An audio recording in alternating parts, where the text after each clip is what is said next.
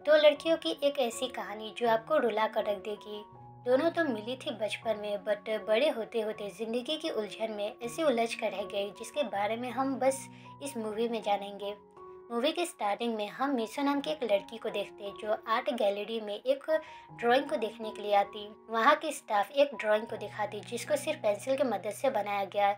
ये ड्राइंग वाली लड़की और कोई नहीं बल्कि मीसू है, जिसको हायोन नाम की एक लड़की ने बनाई। स्टाफ हायोन का मिल्की वे नाम का एक ब्लॉग दिखाती। हायोन अपने और मीसू के बारे में कुछ बातें इसमें बताया करती।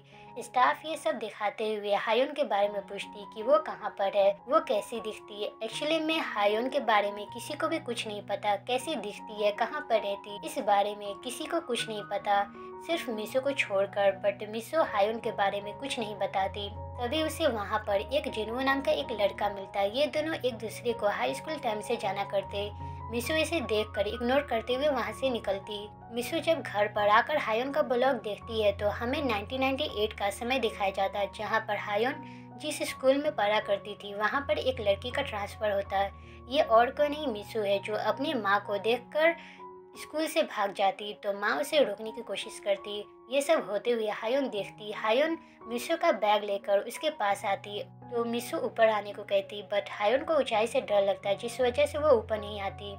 तो यहीं से इन दोनों का फ्रेंडशिप स्टार्ट होता। रास्ते में इन दोनों को एक बेचारी कैट मिलती, जिसे लेकर हायोन अपने घर पर आती। हायोन माँ को देखकर एज ए फ्रेंड मिसू को मुलाकात करवाती। इन सभी के साथ में हम खाना खाते हुए देखते। यहाँ पर हायोन को कैरेट पसंद नहीं होती है तो फादर हायोन को डांट रहा होता है। मिसू ये सब देख कर बताती है कि उसे ब्रोकली पसंद नहीं, कैरेट पसंद है। तो मिसू और हायोन दोनों ही एक दूसरे से एक्सचेंज कर लेती। सुबह सुबह दोनों को साथ में ड्राइंग करते हुए देखते। ये दोनों इस कैट का नाम मॉम रखती। तो एक दिन मिसू की माँ अपने ट्रांसफ़र की वजह से मिसू को हायोन के फैमिली के पास छोड़कर सियोल चली जाती। ये दोनों एक साथ खुशी खुशी रहने लगती। दोनों साथ में बड़े होते। दोनों साथ में क्लासेस बंक करके घूमने के लिए जाया करते। मिसू हायोन को क्लास बंक करने के लिए कहती तो हायोन तबीयत खराब होने का बहाना करते हुए स्कूल से ब्रेक ले लेती। मिसू अपनी स्कूटी के साथ हायोन को स्कूल आती और उसे पिक करते हुए ये दोनों बहुत मज़े करने लगते। दोनों साथ में गेम खेलते। गेम खेलने के बाद कान छेदाने के लिए शॉप में आती, जहाँ पर मिसू हायोन को कान छेदाने को कहती। तो जैसे ही हायोन छेदाने लगती है तो वैसे ही मिसू के हाथ से वहाँ का सामान गिर जाता, जिसे देखकर शॉपकीपर इस सामान को तोड़ने की वजह से पैसे मांगने लगता, वो भी 100 वॉन। तो मिसो कहने लगती कि ये कुछ ज़्यादा नहीं हो रहा, ये टूटा नहीं तो फिर पैसे क्यों मांगा जा रहा। तो शॉपकीपर पैसे पे करने ही को कहता है और बदतमीज़ी करने लगता। तो हायन तमीज़ से बात करने को कहती तो मिसो ज़्यादा बात न करते हुए यहाँ से चलने को कहती। तो शॉपकीपर इन दोनों को रोकने के लिए बैग पकड़कर खींचने लगता और पैसे पे करने को कहता। तो ये दोनों बैग को छोड़ते हुए उस आदमी को नीचे गिरा देती और बैग को लेकर वहाँ से भागने लगती। शॉपकीपर दोनों का पीछा करता बट उसे नहीं पकड़ पाता, क्योंकि मिसू दूसरे रास्ते पकड़ते हुए बाइक लेकर हायन के पास आती और हायन को बैठाते हुए वहाँ से निकलती। मिसू हायन को अपने रूम में लेकर आती। दोनों साथ में बातें करते। हायन प्लेलिस्ट सुनकर पूछती है कि ये किसका गाना है। तो मिसू अपना फेवरेट सिंगर जेनिस जोप्लिन के बारे में बताती कि ये 27 साल की उम्र में मर गई थी। मिसू 27 साल होते होते मरने का बात करती तो हायन पहले मरने का बात सुनकर इस तरह के बोलने को मना करती। मिसू हायन को रोते हुए देखकर इसे मजाक बताती। तो सुबह सुबह मिसू हायन के साथ एक कंस्ट्रक्शन साइट वाले बिल्डिंग भी लेकर आती, जहाँ पर वो बिल्डिंग काफ़ी साल पहले ही छोड़ दिया गया। मिसू हायन को बर्थडे सरप्राइज देती और इयरिंग गिफ्ट करती। तो ये देखकर हायन समझ जाती कि कान छेदाने के लिए मिसू जिद इसलिए की थी क्योंकि उसे इयरिंग गिफ्ट करना था। तो यही देखकर हायन मिसू को इयरिंग पहनाने को कहती। तो मिसू पूछने लगती कि कहीं दर्द तो नहीं होगा। तो हायन दर्द सहने का बात करती तो मिसू इयरिंग पहनाती, बट दूसरा कान छेदा नहीं होता है। तो हायन एक इयरिंग को मिसू को पहनाती। बातों बातों में बॉयफ्रेंड वाली बात आती है तो हायन बताती कि इस साल फुटबॉल क्लब में एक मेंबर से उसकी मुलाकात हुई। उसका दोनों आइज काफ़ी खूबसूरत है। हायन इस लड़का का फेस भी ड्रॉ की। तो ड्रॉ वाली बात सुनकर मिसू कहने लगती कि तुम तो सिर्फ टीचर का फेस ड्रॉ किया करती।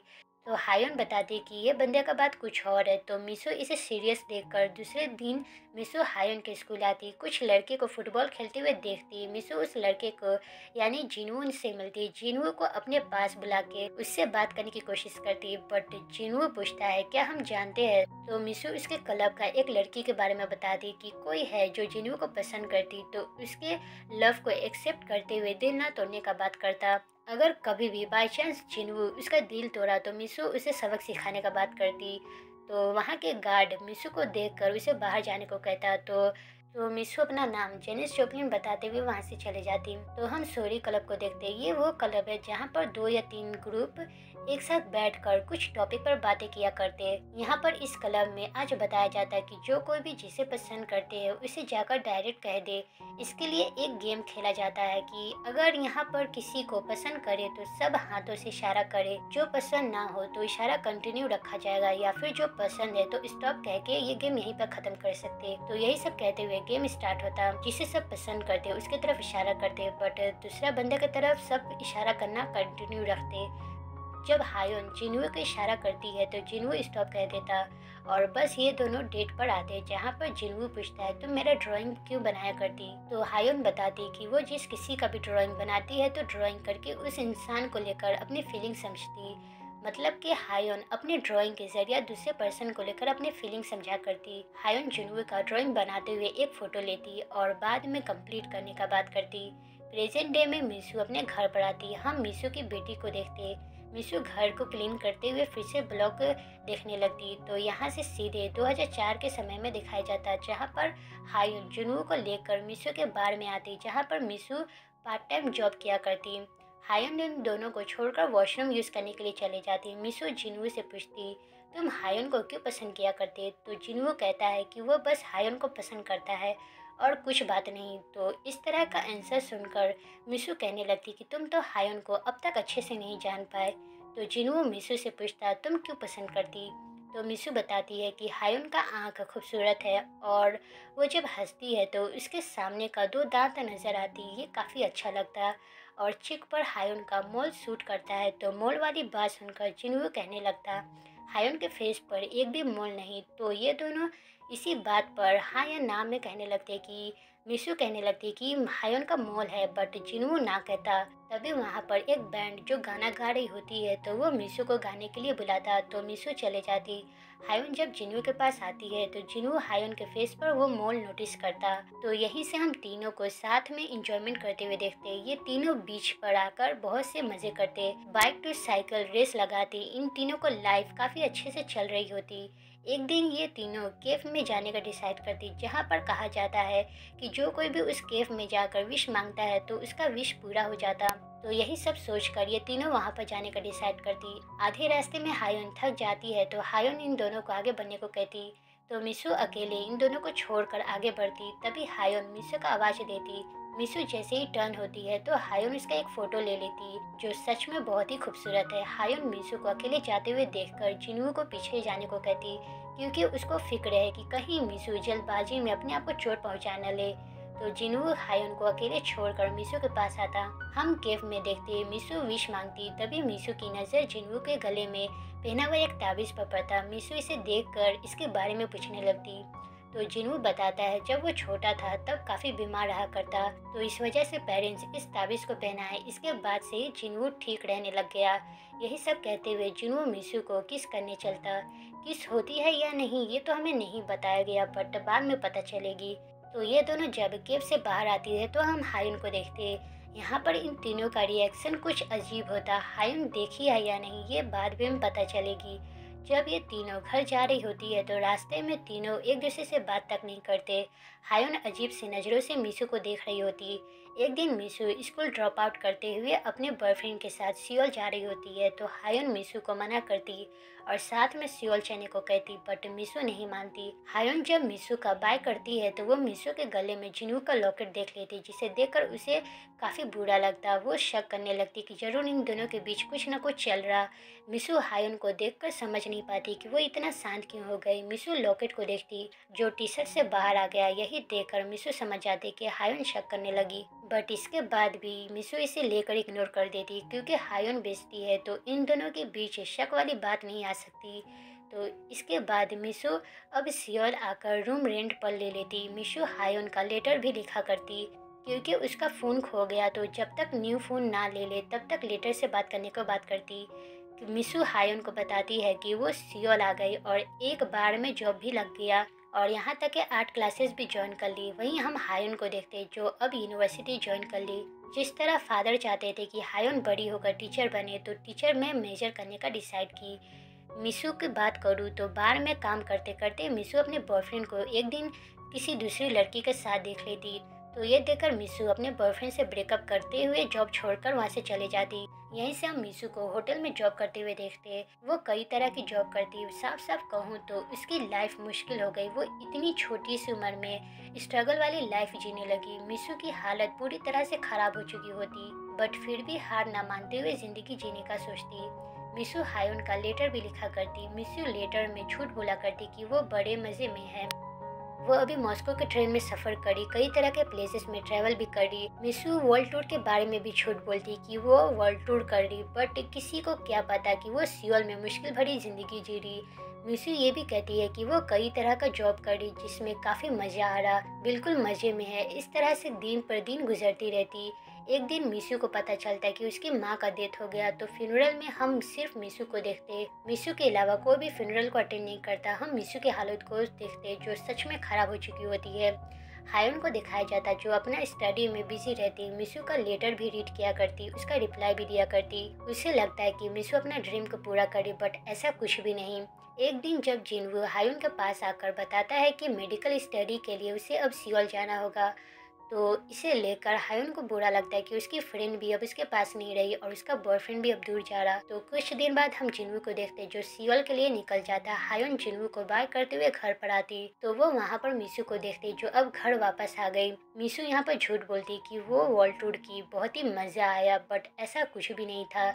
मिसू अपनी तरफ से इन सभी को गिफ्ट भी देती। मिसू हायोन को एक पोस्ट कार्ड देती जो कि रसिया का है। अगले ही दिन मिसू हायोन के साथ सियोल वापस जाती। ये दोनों काफी खुश नजर आती। दोनों साथ में बहुत ही मजे करते, बहुत ही जगह पर घूमते, काफी मस्ती करती, बड़े मजे में दिन गुजरती। रात को जब मिसू स्टे करने के लिए लोकल होटल में आती है तो हायोन इस होटल को देखकर उसे अच्छा नहीं लगता। हायोन को ये पसंद नहीं आता। तो हायोन मिसू को अपने साथ एक अच्छे से होटल में लेकर आती जहाँ पर वो एक रूम लेती। मिसू हायोन से कहती कि तुम रूम के लिए पैसे पे की तो मेरे तरफ से डिनर है। बातों बातों में हायोन मिसू के बैग में वही लॉकेट को देख लेती जो कि जिनवू का है। ये देखकर हायोन को लगता है कि मिसू जिनवू को अभी भी पसंद करती। इतना कुछ सोचने के बाद भी हायोन नॉर्मल एक्ट करते हुए दोनों रेस्टोरेंट में आती। मिसू यहाँ का हाई प्राइस को देखकर कहीं और चलने को कहती तो हायोन कहीं ना जाकर यहीं पर साथ में डिनर करने को कहती। तो मिसू वहाँ पर कुछ रिच लोगों को देखकर उसके पास आती और कहती है क्या मैं ड्रिंक बना दूँ। ड्रिंक के बदले वाइन का एक बोतल मांगती। तो ये सभी मिसू के कंडीशन को मान लेते। मिसू ड्रिंक बनाकर वाइन लेते हुए हायोन के पास आती। हायोन ये सब देखकर उसे बिल्कुल भी अच्छा नहीं लगता। हायोन कहने लगती कि ये तुम क्या कर रही, इन सबको तुम जानती तक नहीं, तो फिर ये क्या था, उन सब के पास जाने की क्या जरूरत थी। तो मिसू ये सब देखकर कहती है क्या हुआ, तुम मेरे साथ हो तो क्या तुम बेइज्जती फील कर रही। ये दोनों इसी बात पर बहस करने लगती। तभी वहाँ पर वही रिच पर्सन आता और गंदी गंदी बातें करने लगता। तो हायोन गुस्से में इन दोनों को जाने को कहती। यहाँ से जब वो दोनों चले जाता है तो ये दोनों फिर से बहस करने लगती। मिसू कहती है उस दिन जब सियोल में जा रही थी तब तुम मुझे क्यों नहीं रोकी, तुम मुझे रोकने की एक बार भी कोशिश क्यों नहीं की, कहीं तुम अंदर ही अंदर खुश तो नहीं थी। तुम्हारे और जिनवू के बीच में जो मिडल मैन बनकर है वो अब जा रही, यही देखकर तुम खुश तो नहीं थी। ये सब जब बात रिवील होती है तो दोनों को दोस्ती यहीं से खराब होने लगती। दोनों को अलग अलग तरह से मिसअंडरस्टैंडिंग होता है। यहाँ पर हायुन को लगता है कि मिसू जिनू को पसंद करती, वहीं मिसू को लगता है कि वो जिनू को लेकर कुछ ज़्यादा ही पॉजिटिव होकर है, जिस वजह से हायुन मिसू पर शक कर दी। यही से दोनों फिर से अलग हो जाती। यही से हमें 2012 का सीन दिखाया जाता, जहाँ पर मिसू एक कंपनी में जॉब करने लगी और पहले से कुछ ज़्यादा ही मैच्योर हो गई। तभी अचानक से मिसू की मुलाकात जिनू से होती। मिसू इसे देखकर पूछती, तुम दोनों अब क्या कर रहे? तो जिनू बताता है कि हायोन जेजू आइलैंड में स्कूल में एक टीचर का जॉब करी और जिनू की बात है तो वो मेडिकल स्टडी कर रहा। तभी वहाँ पर मिसू पुलिस से सबके आते हुए देखती, तो वो देखती है कि उसका बॉयफ्रेंड ऑफिस में सुसाइड कर लेता। मरने से पहले बॉयफ्रेंड मिसू के पास कॉल भी किया था, बट जिनू से बात करने के चक्कर में वो एक भी कॉल नहीं उठाई, जिस वजह से बेचारा बॉयफ्रेंड मर जाता। जिनू मिसू की हालत को देखकर उसे संभालता। मिसू कुछ ज़्यादा ही ड्रिंक की होती, तो जिनू मिसू को लेकर अपने घर पर आता, जहाँ पर दोनों की मुलाकात हायुन से होती। हायुन इन दोनों को एक साथ देखकर कुछ और समझने लगती। इस वक्त हायुन की नज़र लॉकेट पर पड़ती, जो कि मिसू अभी तक पहन कर है। हायुन मिसू को रूम में लेकर आती और पूछने लगती, तुम जिनू के साथ क्या कर रही? क्या तुम दोनों में कुछ हुआ तो नहीं? ये लॉकेट तुम्हारे पास क्या कर रहा? तो ये सब सुनकर मिसू कहती है, जो कुछ भी हायुन समझ रही है ऐसा कुछ भी नहीं। लॉकेट की बात है तो तुम्हें मेन रीजन नहीं पता, तो ज्यादा ओवरथिंक नहीं करना चाहिए। हायुन फिर भी इसकी बातें नहीं सुनती, तो मिसू कहती है, तुम्हें जो करना है वो तुम करो, तुम मेरे साथ कुछ भी कर सकती, कोई भी रोकने वाला नहीं। मतलब कि मिसू हायुन को सब गुस्सा उतारने को कहती, जितना भी गुस्सा हायुन ने दबा कर रखी है वो सब जाहिर करने को कहती। तो हायुन अपने दिल की भड़ास निकालने लगती। इसके बाद मिसू वो लॉकेट जिनू को वापस देते हुए वहाँ से चले जाती और आज के बाद से फिर से ये दोनों का कांटेक्ट नहीं रहता। जिनू हायुन के पास आकर कहता, मैं तुम्हें बहुत पसंद करता हूँ, तो हम शादी कर लेते हैं। तो इसके बाद ही ये दोनों एक साथ रहने लगते। इन दोनों के बीच काफ़ी नज़दीकी आने लगती, दोनों साथ में खुशी खुशी रहने लगते और फाइनली शादी का दिन दिखाया जाता, जहाँ पर हायुन अपसेट नजर आती क्योंकि उसके लाइफ का इतना इम्पोर्टेंट दिन में मिसू उसके पास नहीं। यही सोचकर वो शादी से भाग जाती। बाद में हायुन अपनी माँ से माफ़ी मांगती, तो माँ कहने लगती, हायुन शादी के दिन भागी, जरूर कुछ न कुछ सोच कर ही ऐसा डिसीजन ली होगी। तो जो भी बात है उसका जिम्मेदारी लेते हुए हायुन को अपनी जिंदगी उसे जैसे जीना है वैसे जीने को कहती। हायुन पहली बार प्लेन पर बैठकर सियोल आती। सियोल में एक रूम रेंट पर लेती। ये वही रूम है जहाँ पर कुछ साल पहले मिसू रहा करती थी। हायुन वहाँ पर मिसू का कुछ निशानी को देखती, पेंटिंग भी बनाया करती। हायुन को हम ट्रैवल भी करते हुए देखते हैं, जहाँ पर मिसू जहाँ जहाँ जा चुकी है। मतलब कि मिसू हायुन से ट्रैवल करने के बारे में जो भी झूठ बोली थी, वहाँ पर हायुन जाकर मिसू को फील किया करती। प्रेजेंट डे में जिनवू मिसू से मिलता और हायुन के बारे में पूछता कि हायुन कहाँ पर है। तो मिसू जिनवू के अपने साथ अपनी बेटी के पास लेकर आती और बताती है कि ये हायुन और जिनवू की बेटी है। जिनवू अपनी बेटी को देखकर हैरान हो जाता है क्योंकि हायुन इस बारे में जिनवू को कुछ नहीं बताती। मिसू बताती है, एक दिन हायुन सियोल में मिसू से मिली। उस वक्त हायुन प्रेग्नेंट थी। ये दोनों डिलीवरी होने से पहले दोनों साथ में थी, बट डिलीवरी होने के बाद हायुन अचानक से गायब हो गई।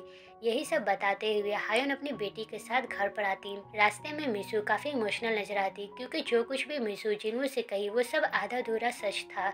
एक्चुअली में डिलीवरी होने के बाद ज्यादा ब्लड लॉस होने की वजह से हायुन का डेथ हो जाता, जिस वजह से मिसू को काफी दर्द पहुंचता। मिसू हायुन की बेटी को देखकर उसे संभालने का फैसला करती। मिसू हायुन के माँ से मिलती। माँ मिसू को हायुन का घर का एड्रेस देती और वहाँ पर कुछ सामान है जो उसे वापस लाने को कहती। तो मिसू उस एड्रेस पर आती। मिसू देखती हायुन सेम घर में रहती जहाँ पर कुछ साल पहले मिसू रहा करती थी।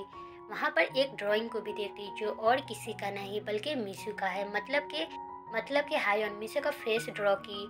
मिसू आधा अधूरा ड्राइंग को देखकर उसे कंप्लीट करती। मिसू हायुन के नाम से एक ब्लॉग लिखती और ड्राइंग कंप्लीट करते हुए एग्जीबिशन में लगाती। मतलब कि साफ साफ लफ्जों में कहूँ तो मिसू हायुन का जिंदगी जीने लगी। मिसू अपनी बेटी के साथ एग्जीबिशन देखने के लिए आती और दोनों ये ड्राइंग देखते हुए यहीं पर ये मूवी खत्म होता। एक चीज कंफर्म कर दूं कि मिसू और जिनवू को किस करते हुए दिखाया गया था, तो वो एक्चुअली में किस नहीं हुआ। मिसू जिनवू को मारते हुए दूर हटाती, बट दूर से हायुन ये सब देखकर गलत समझने लगती कि ये दोनों साथ में मिलकर चीट करे। इस बात को लेकर हायुन जिनवू और मिसू से सवाल नहीं की क्योंकि ज़रूरत नहीं समझी, क्योंकि दोनों के फ्रेंडशिप इतनी मजबूत थी कि क्लियर करने की ज़रूरत नहीं समझी। दोनों के फ्रेंडशिप के सामने ये बात दबकर रह गई। इसलिए कहते हैं कि मिडल मैन के आने की वजह से बहुत से ऐसे फ्रेंडशिप जो टूटने पर नहीं टूटती वो मिडिल मैन की वजह से टूट जाती। एक ऐसी मिसअंडरस्टैंडिंग जो कभी भी क्लियर नहीं होता और क्लियर करने का मौका भी नहीं मिलता, बट फिर भी साथ रहने की आस कहीं ना कहीं लगी होती। बट कायनात जुदा करने के लिए हर एक मुमकिन कोशिश करती। तो ज़्यादा बकवास ना करते हुए मैं यहीं पर ये वीडियो ख़त्म करती हूँ। तो अगर वीडियो अच्छी लगी हो तो लाइक और कमेंट करके ज़रूर बताना कि आपको कैसी लगी। और अगर चैनल पर नए हो तो सब्सक्राइब भी ज़रूर कर देना और बेल आइकन को ज़रूर प्रेस करें। जब तक के लिए मिलते हैं मैं एक और ऐसी मूवी को लेकर जो आपको सच में पसंद आएगी। तो थैंक यू फॉर वॉचिंग।